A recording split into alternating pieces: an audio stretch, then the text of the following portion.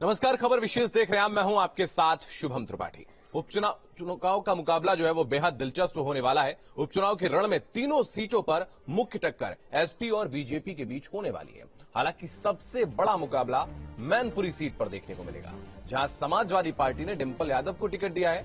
उनके सामने बीजेपी से रघुराज शाक्य को टिकट दिया गया है। दरअसल रघुराज शाक्य शिवपाल के करीबी रहे हैं, जिसका सीधा फायदा भारतीय जनता पार्टी को मिल सकता है। जबकि रामपुर और खतौली विधानसभा में भी बीजेपी ने अपनी मजबूत दावेदारी पेश कर दी है।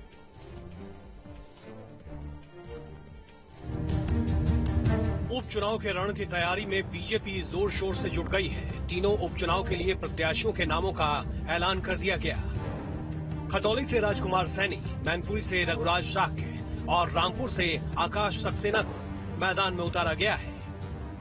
भारतीय जनता पार्टी के प्रत्याशी घोषित किए हैं और मुझे विश्वास है कि इस बार भारतीय जनता पार्टी पिछले चुनावों से निश्चित रूप से बेहतर करेगी।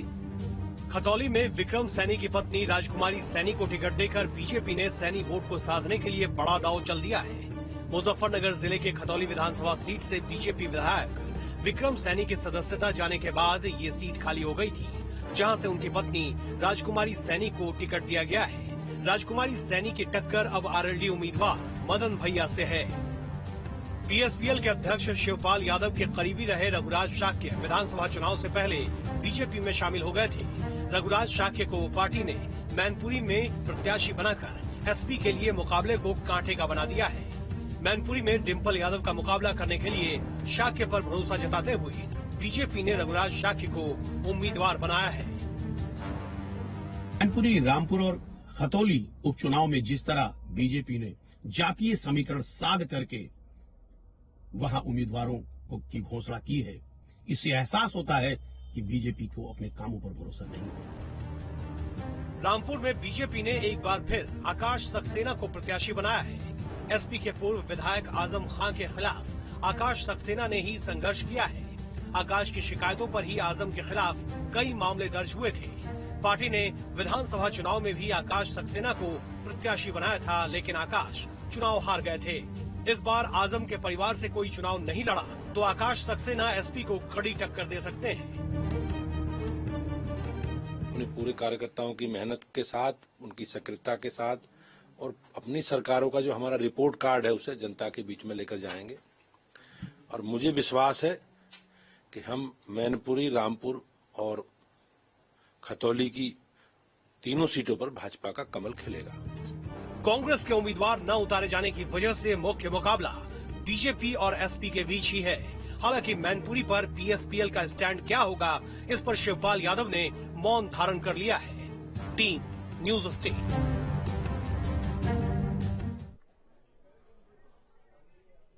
तो मैनपुरी लोकसभा उपचुनाव से बड़ी खबर आपको बता दें, बीजेपी प्रत्याशी रघुराज शाक्य कल नामांकन करेंगे। एसपी प्रत्याशी डिंपल यादव से होगा मुकाबला। इटावा से 2 बार सांसद और 1 बार विधायक रह चुके हैं रघुराज सिंह शाक्य। तो एसपी से पीएसपीएल और फिर बीजेपी में शामिल हो गए थे रघुराज शाक्य।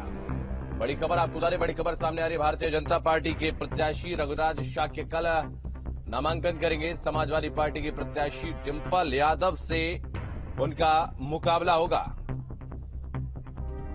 तो सबसे बड़ा चुनाव माना जा रहा है उपचुनाव, मैनपुरी लोकसभा का उपचुनाव। तो हमारे साथ जो इस वक्त खास मेहमान जुड़ रहे हैं उनका परिचय आपसे करवाते हैं। वरिष्ठ पत्रकार एनके सिंह हमारे साथ जुड़ रहे हैं, संजीव मिश्रा बीजेपी प्रवक्ता हमारे साथ जुड़ रहे हैं, कीर्ति निधि पांडे समाजवादी पार्टी के प्रवक्ता हमारे साथ जुड़ रहे हैं। आप सभी का बहुत स्वागत है। एनके सिंह साहब, मैं आपके पास आऊंगा। सवाल आपसे यही है कि रघुराज सिंह शाक्य अंतिम समय पर उनके नाम की पुष्टि कर दी गई है और अगर हम देखें तो सबसे ज्यादा जो नाम चल रहा था वो प्रेम सिंह शाक्य का चल रहा था, लेकिन अंत समय पर जो है शिवपाल यादव के करीबी कहे जाने वाले रघुराज सिंह शाक्य के नाम पर बीजेपी ने मोहर लगा दी। अविनाश भी हमारे सहयोगी जुड़ गए हैं, उनके पास भी हम चलेंगे। एनके सिंह साहब,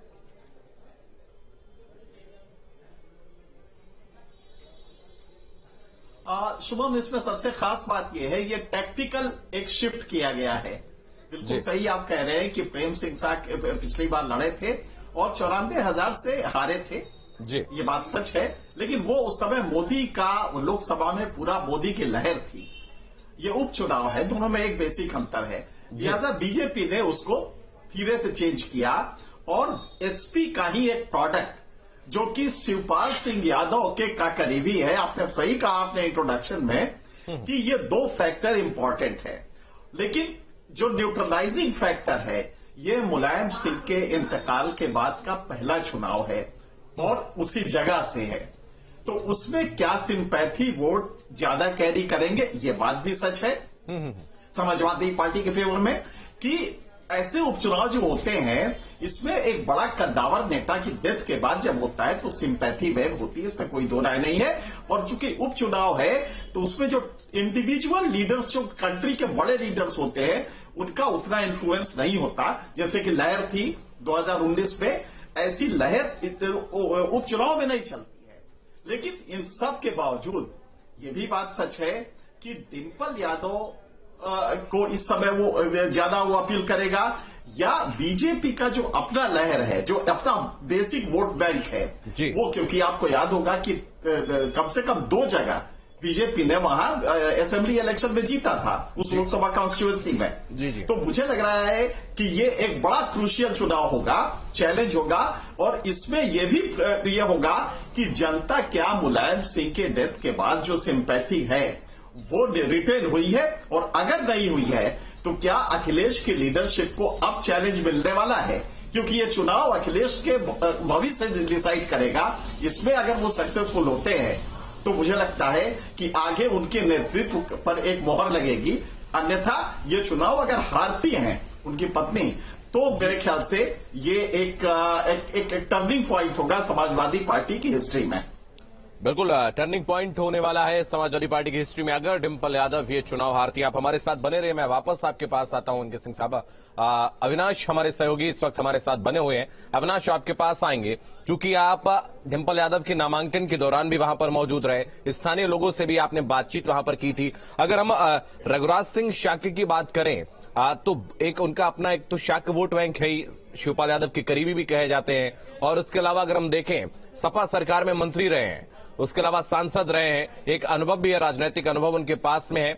और क्या जो शाक्य मतदाता हैं जो सबसे ज्यादा हम कह सकते हैं कि इसमें अहम रोल अदा करने वाले हैं इस चुनाव में, उनका जो एक बड़ा प्रतिशत मुलायम सिंह यादव को जाता था जब वो प्रत्याशी हुआ करते थे, वो कहीं ना कहीं रघुराज शाक्य को मिल सकता है। देखिए शुभम, कल जब नॉमिनेशन हो रहा था डिंपल यादव का तो हम लोग मौजूद थे, वहीं कलेक्ट्रेट में मौजूद थे, और एक बात देखिए बिल्कुल साफ है, कल वहां के तमाम लोगों से बातचीत हुई तो उसमें से एक बात निकलकर सामने आई। बहुत लोगों को हमने ये कहते हुए सुना, और बहुत लोग से ऐसे लोग से जिनसे बातचीत भी हुई, उनका यही कहना था कि जो स्वीकार्यता मुलायम सिंह यादव की थी मैनपुरी में सभी वर्गों में, चाहे यादव हो, शाक्य हो, क्षत्रिय हो, ब्राह्मण हो, कहीं ना कहीं सभी वर्गों से थोड़ा थोड़ा वोट मिल जाता था, और यादव वोट तो एक मुश्त मिलता था। तो लोग अब यही सोच रहे हैं कि जो स्वीकारिता, जो एक्सेप्टेंस मुलायम सिंह यादव का था, क्या वो एक्सेप्टेंस डिंपल यादव का है। तो ये एक बहुत बड़ा कह सकते हैं कि एक की पॉइंट है समाजवादी पार्टी के लिए, और ये सच है कि जो स्वीकारिता मुलायम सिंह यादव की थी वो स्वीकारिता डिंपल यादव की नहीं होगी। तो यहीं पर समाजवादी पार्टी के लिए एक बड़ी चुनौती होने वाली है, और इस बात को देखिए अखिलेश यादव बखूबी समझ रहे हैं, रामगोपाल यादव जिसे चाणक्य कहा जाता है समाजवादी पार्टी का, वो भी जानते हैं। जहां तक सवाल रघुराज शाक्य का है तो देखिए एक बात तो बिल्कुल पहले से तय थी कि मैनपुरी से भारतीय जनता पार्टी का जो भी उम्मीदवार होगा वो शाक्य बिरादरी से होगा। पिछले ट्रैक रिकॉर्ड को देखें, पिछले चुनाव को देखें, उसको देखते हुए, और जो शाक्य मतदाताओं की जो जनसंख्या है, सबसे ज्यादा यादव मतदाता हैं, दूसरे नंबर पर शाक्य हैं, तीसरे नंबर पर क्षत्रिय हैं, और उसके बाद जो अति पिछड़े जो वोटर्स हैं उनकी संख्या 3 लाख से ज्यादा है। तो ये रघुराज शाक्य के पक्ष में कहीं ना कहीं देखिए, हालांकि इसमें एक महत्वपूर्ण पॉइंट ये भी है शुभम की कुछ समय पहले ही समाजवादी पार्टी ने मैनपुरी में अपना जो जिलाध्यक्ष बनाया है वो शाक्य बिरादरी से आते हैं। पहले यादव बिरादरी से जो नेता आते थे वो जिलाध्यक्ष हुआ करते थे। तो समाजवादी पार्टी को भी पता है कि कहीं ना कहीं जो शाक्य बिरादरी है, एक सवाल जो जहन में उठ रहा है अविनाश, अगर हम देखें बीजेपी अध्यक्ष ने कहा था कि बाहर का कोई प्रत्याशी नहीं होगा। बाहर से मेरा आशय प्रदेश से बाहर या फिर लोकसभा से बाहर नहीं है। अगर हम देखें इटावा से आते हैं रघुराज शाक्य, वहीं प्रेम सिंह शाक्य की बात करें तो मैनपुरी से ही आते हैं, कुमौल एक गांव है वहां पर मेला एक बहुत बड़ा लगता है वहां पर, राजकीय मेला है, बहुत फेमस है वहां पर, तो वहां से आते थे। तो इसमें क्या फर्क रहा प्रेम सिंह शाक्या और अगर रघुराज शाक्य की हम बात करें? देखिए, बहुत ही बेसिक अंतर है। चूंकि रघुराज शाक्य को उम्मीदवार कैंडिडेट बनाने के पीछे बीजेपी की एक अपनी सधी हुई रणनीति है। देखिए, प्रेम सिंह शाक्य बीजेपी के पुराने नेता हैं और उसमें कोई दो राय नहीं कि 2019 में उन्होंने मुलायम सिंह यादव जैसे नेता को कड़ी टक्कर दी थी। लेकिन रघुराज शाक्य को प्रत्याशी बनाने के पीछे देखिए बीजेपी की एक अपनी रणनीति हो सकती है, क्योंकि अगर हम पिछले आंकड़ों पर गौर करें तो जसवंत नगर जो विधानसभा सीट है वहां पर बीजेपी के हार का मार्जिन सबसे ज्यादा था। तकरीबन 55,000 वोटों से वहां पर समाजवादी पार्टी ने लीड बनाई थी। यानी कि जो 94,000 जो कम वोट मिले थे भारतीय जनता पार्टी को, उसमें सबसे ज्यादा जो कम वोट मिले थे वो जसवंत नगर विधानसभा में। और जसवंत नगर सीट किसकी है? शिवपाल यादव की है, जहां से वो चुनाव जीत कर आए हैं। रघुराज शाक्य को शिवपाल यादव का बेहद करीबी माना जाता है। तो वैसे में अगर बीजेपी अपनी रणनीति में सफल होती है, हालांकि देखिए कल नॉमिनेशन के वक्त शिवपाल यादव वहां पर नहीं थे, ये सवाल भी पूछा गया अखिलेश यादव बिल्कुल, ये सवाल पूछा गया और उसके बाद अखिलेश ने इसको नजरअंदाज भी किया था। वो जवाब हमने देखा था। अविनाश, आप बने रहे हमारे साथ, वापस आपके पास आते हैं। बीजेपी से संजीव मिश्रा हमारे साथ इस वक्त बने हुए हैं। संजीव जी, आपके पास आएंगे। बहुत अंतिम वक्त पर आपने अपने प्रत्याशी के नाम को सार्वजनिक किया है, रघुराज शाक्य के नाम पर मोहर लगी यहाँ पर, क्या आखिर स्ट्रेटजी है?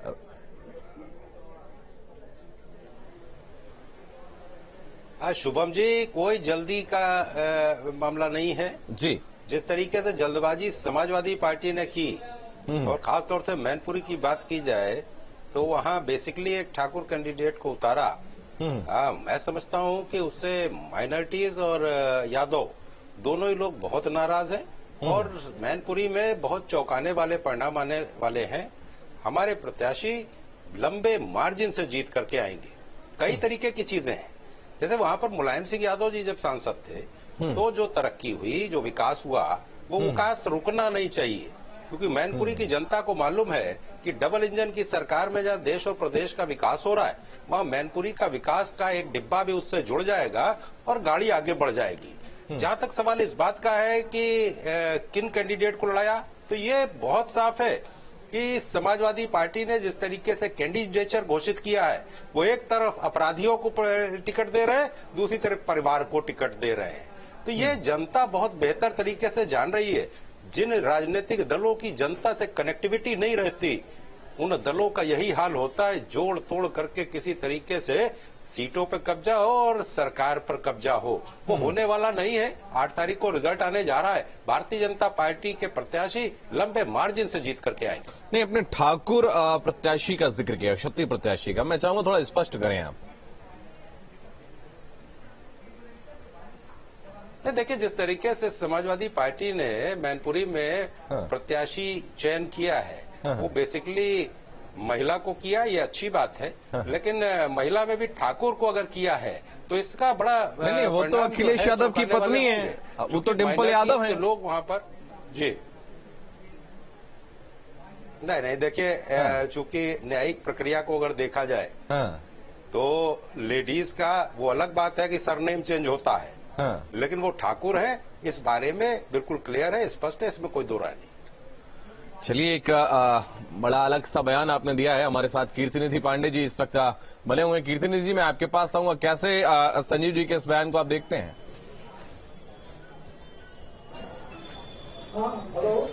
जी कीर्तिनिधि जी, बोलिए। देखिए शुभम जी, मैनपुरी लोकसभा के उपचुनाव में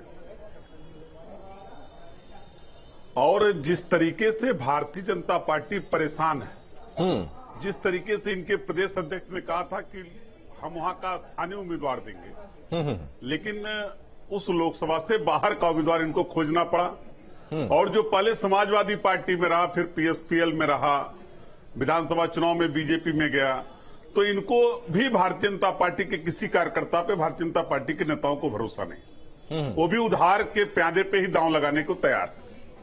और जो बात संजीव जी ने कहा, जहां तक शुभम जी मेरी जानकारी है, मैं भी वकालत किया हूं, महिलाओं का सरनेम उसके पति के साथ बदल जाता है जी। डिंपल जी समाजवादी पार्टी के राष्ट्रीय अध्यक्ष आदरणीय अखिलेश यादव जी की पत्नी हैं, वही समाजवादी पार्टी के संरक्षक रहे माननीय मुलायम सिंह यादव जी की बहू है बड़ी। और लगातार समाजवादी पार्टी की तरक्की के लिए, समाजवादी पार्टी के लिए उन्होंने काम किया है। और एक बात कल प्रोफेसर रामगोपाल यादव जी ने स्पष्ट किया कि डिंपल यादव जी की उम्मीदवारी पूरे राय विचार विमर्श के साथ और माननीय शिवपाल जी की भी सहमति के साथ घोषित है। और मैं कह रहा हूं कि एक सवाल जो वहां लगातार स्थानीय पत्रकारों के द्वारा पूछा जा रहा था, जैसा कि हम सुन पा रहे थे, कि नामांकन में आखिर क्यों नहीं मौजूद रहे शिवपाल यादव? बचते नजर आए अखिलेश यादव इस सवाल से। जी, रही होगी कोई परिस्थिति। देखिए दो तीन चीजें हैं। कोई जो नहीं कि जो नामांकन में नहीं है वो कल प्रचार में नहीं रहेगा। वो आपको प्रचार में दिखेंगे, परिवार के साथ दिखेंगे। और मैं आश्वस्त कर रहा हूं कि पूरा परिवार एकजुट होकर के नेताजी की विरासत को आगे बढ़ाएगा। और नेताजी की परिवार अगर एक है तो फिर पार्टियां दो क्यों? पूरा परिवार मिलकर के मैनपुरी लोकसभा कीर्तन जी, फिर पार्टियां दो क्यों? अगर परिवार एक है विलय कर दे। कहां पार्टियां दो? हम कह रहे शिवपाल जी एमएलए समाजवादी पार्टी से है। अरे लेकिन राष्ट्रीय अध्यक्ष एक दूसरे दल के हैं। साइकिल चुनाव निशान पे एमएलए हैं, लेकिन चाबी चुनाव चिन्ह उनका बदल गया है, अब दूसरा हो गया है। मैं बता रहा हूं उनकी विधानसभा भी उसी मैनपुरी लोकसभा में है। हाँ, जसवंत नगर। जी जी शुभम जी जी वो एमएलए साइकिल पे है। उनका चुनाव चिन्ह भी साइकिल था और साइकिल पे ही डिंपल जी चुनाव लड़ रही है। और उनकी विधानसभा भी उसी लोकसभा में है, जसवंत नगर की। और जसवंत नगर में जो माहौल है या करहल का जो माहौल है, पूरे मैनपुरी लोकसभा की बात करूं। लेकिन उसी साइकिल वाली जो समाजवादी पार्टी है उसको लेकर उनका विरोध रहता है और वो कहते हैं कि ये नेताजी वाली समाजवादी पार्टी नहीं रह गई है। ठीक है, हम वापस आएंगे आपके पास। एनके सिंह साहब हमारे साथ लगातार बने हुए हैं। एनके सिंह साहब, मैं आपके पास आऊंगा। सवाल यही है कि अब देखिए, चूंकि चुनाव जैसे जैसे करीब आएगा, लगातार जो तीखे बाण हैं शब्दों के वो चलना शुरू हो जाएंगे। एक बाण आपने अभी सुना कि डिंपल यादव जो है वो ठाकुर है और ठाकुर प्रत्याशी समाजवादी पार्टी ने उतारा, ऐसा बीजेपी प्रवक्ता कह रहे हैं।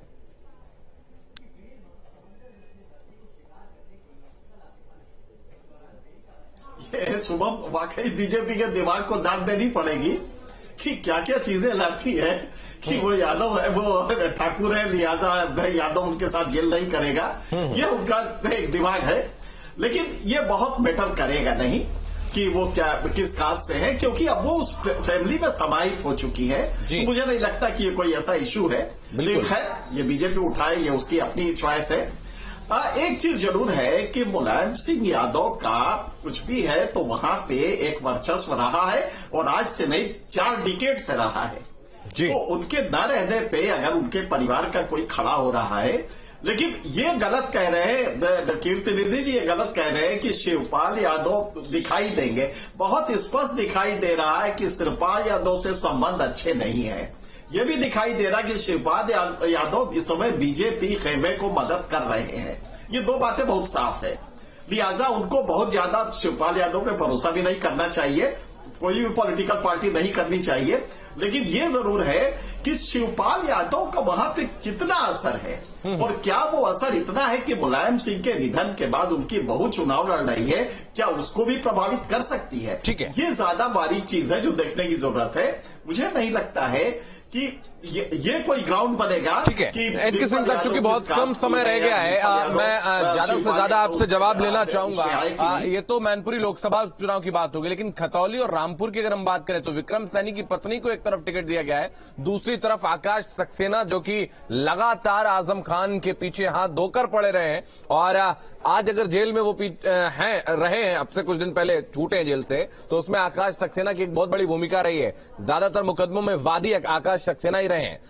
पहले चुनाव भी लड़े थे, हारे भी थे।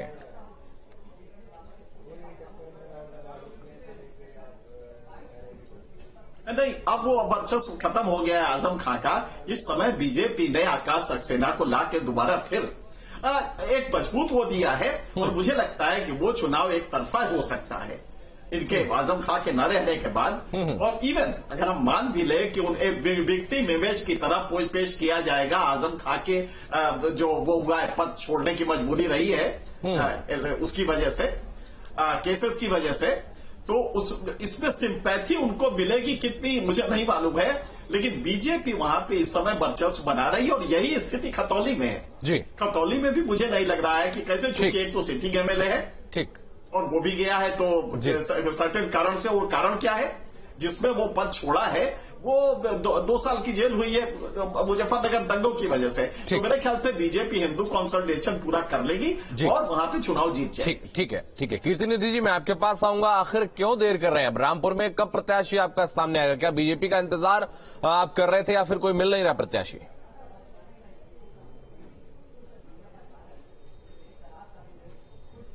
नहीं, ऐसा नहीं, उम्मीदवार है, वहां के नेता माननीय आजम खान साहब हैं और वहां के स्थानीय लोगों के राय बात से जो तय होगा उसके हिसाब से उम्मीदवार जल्द घोषित हो जाएंगे। उसमें कोई ऐसी स्थिति नहीं है कि उम्मीदवार नहीं है। आजम खान के सीट पे जिसका हाथ आजम खान पकड़ लेंगे वहां एमएलए होगा। लेकिन ऐसा अगर होता तो लोकसभा में भी उन्हीं का प्रत्याशी जीत जाता चुनाव।